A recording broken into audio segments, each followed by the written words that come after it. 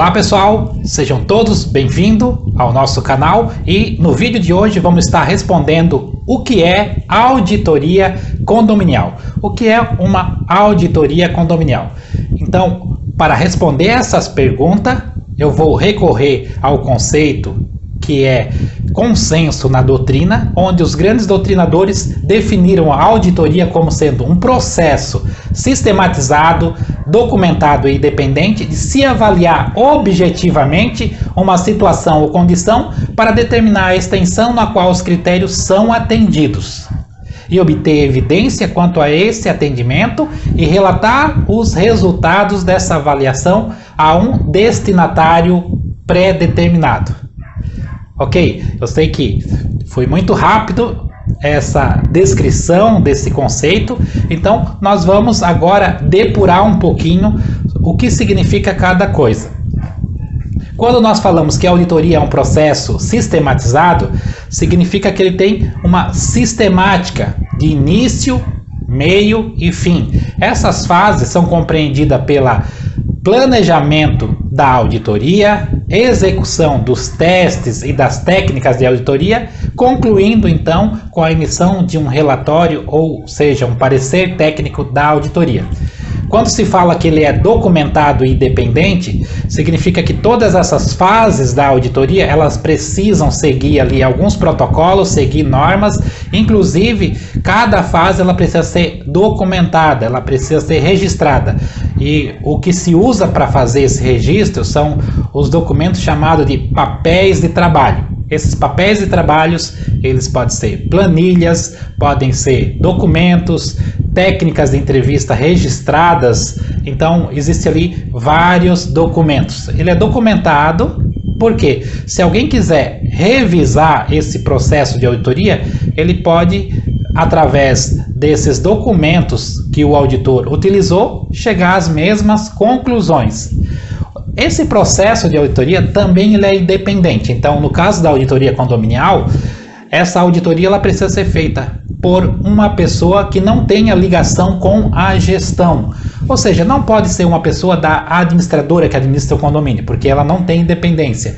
Não pode ser um condômino, porque um condômino também não tem independência para avaliar o síndico. Ele pode ter ali conflito de interesse, ele pode querer descredibilizar o síndico porque ele tem interesse no cargo.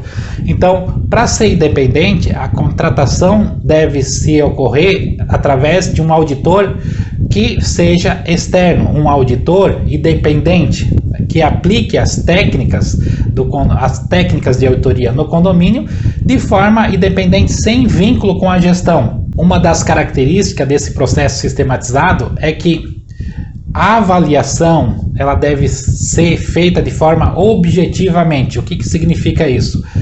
Sem um viés, sem um pré-julgamento, sem tomar partido, ou seja, tem que ser imparcial, analisando o objeto de forma objetiva e não de forma subjetiva, que é aquela interpretação dada pelo sujeito. Isso significa que, no caso de uma auditoria condominial, o critério para avaliar objetivamente uma prestação de contas, que é o objeto da auditoria condominial, é as prestação de contas, é o fator financeiro, é as pastas de prestação de contas, precisa então ser uma pessoa neutra, que tenha ali conhecimento técnico para avaliar objetivamente, sem tomar partido, de forma imparcial. E verificar se a situação ou condição encontrada na prestação de contas, elas realmente servem ali para atender os critérios. Então, se esses critérios são atendidos. E que critérios são esses?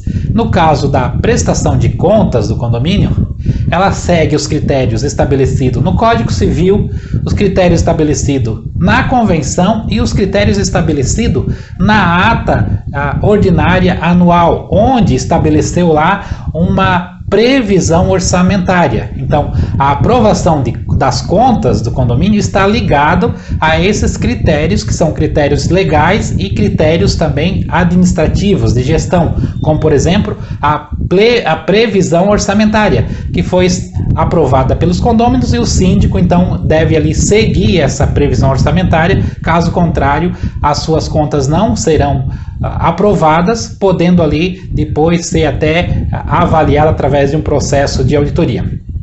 E nesse processo de auditoria, o auditor então ele vai fazer os testes, aplicar as técnicas de auditorias, que são análise documental, análise comparativa, fazer algumas verificações, enfim, todos os testes que são próprios da área da auditoria, para obter as evidências. Evidências seriam o seguinte, seriam as provas se realmente o síndico ele cumpriu esses critérios estabelecidos, ou se ele não cumpriu, se ele cometeu alguns erros, se ele foi omisso, ou até mesmo se há uma existência de indícios de fraude, né?